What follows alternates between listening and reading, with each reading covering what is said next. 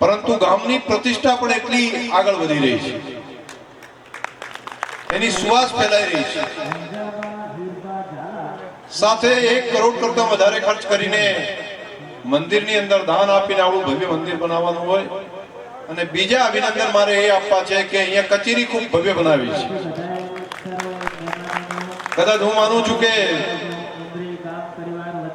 બાપુ દરબાર સમાજમાં ઘણી બધી કચેરીઓ હશે, પણ આવડી મોટી ને આવી ભવ્ય કચેરી કદાચ બનાસકાંઠામાં તો નથી, પણ રાજસ્થાનમાં ક્યાંય હોય તો ભગવાન જાણે, હું બધી જોઈ નથી।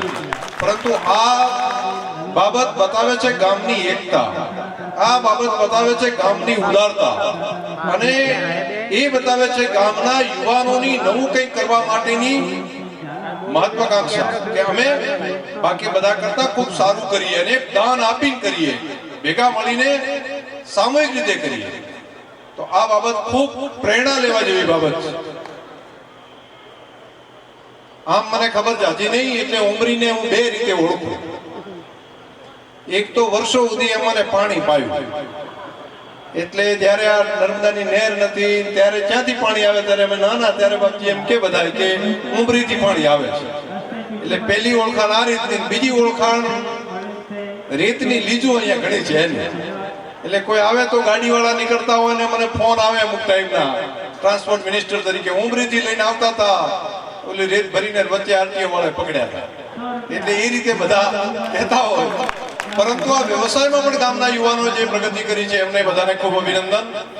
ત્રીજું કૃષિ અને પશુપાલન, આ બંને વ્યવસાયની અંદર આપણે ઠીક આપણે આગળ વધી રહ્યા છીએ, એમાં આગળ વધવું જોઈએ। હજુ રાજ્યની વિજયભાઈ રૂપાણીની સરકાર આપણા પડખે ઊભી છે, આપણા ધારાસભ્ય તરીકે કીર્તિસિંહભાઈ આપણું પ્રતિનિધિત્વ કરે છે, એટલે સમાજ માટે પણ એક ગુજરાતમાં પહેલી વખત કદાચ આ રીતે, આ વખતના અગાઉ તો મગનસિંહ બાપુ હતા, પણ આ વખતે આ પ્રમાણે સમાજના દીકરા ત્યાં આગળ હોય એ પણ બનાસકાંઠા જિલ્લા માટે, આપણા માટે પણ એક ગૌરવનો વિષય છે।